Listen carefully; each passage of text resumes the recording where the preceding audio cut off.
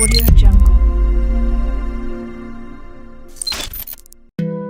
ये दूसरे बच्चों से मुख्तलिफ है। इसकी गर्दन 90 डिग्री के तौर मुड़ी हुई है, टेढ़ी हुई है। ये बहुत छोटी थी। ये जब वाक़या हुआ ये इनको मालूम नहीं है। السلام عليكم ورحمة الله تعالى وبركاته. وعليكم السلام صاحبي الملك استاذ جوجتان. waxaan leeyahay maalin wanaagsan.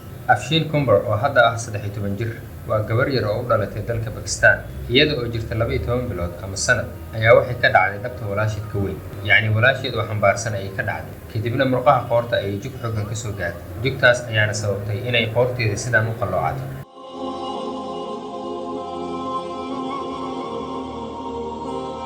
dhibka ku dhacay Afshin ayaa nolosheeda oo dhan bedelay.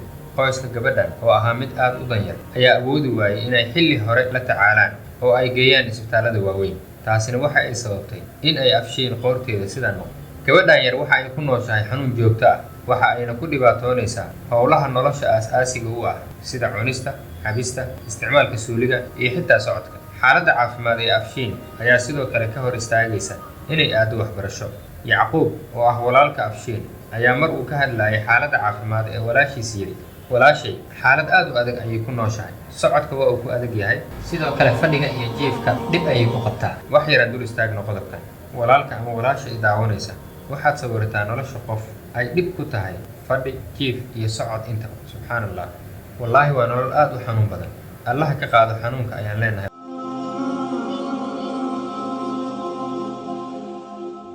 isbitaalada ku yaala magaalada ay ku nooshahay gabadhan ayaa sheegay in xaaladda Afshin aan waxba looga qaban karin gudaha dalka una baahan tahay daryeel caafimaad oo dalka dibadiisa ah.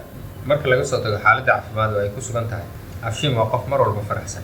waxa ay bannaanka kala soo ciyaartaa carruurta marka ay guriga joogtana moobilkeeda ayay ku ciyaartaa sawirrana isaga qaadaa. Afshin waa gabar aad u jecel isticmaalka baraha bulshada waxa ayna leedahay kanaal YouTube halkaas oo ay ku soo bandhigto muuqaaladeeda. Afshin waxa ay xaafadda ku leedahay saaxiibo badan oo ay wada ciyaaraan si wanaagsan ayayna ula dhaqmaan.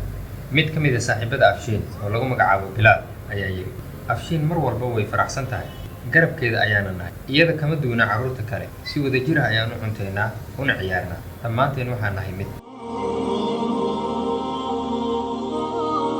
Afshin waxa ay rabtaa inay mustaqbalka noqoto dhakhtarad si ay u caawiso dadka sideeda oo kale xanuuno la dhibaatoonaya. caafimaad iyo mustaqbal qurux badan ayaan u rajaynaynaa gabadhan yar insha Allah.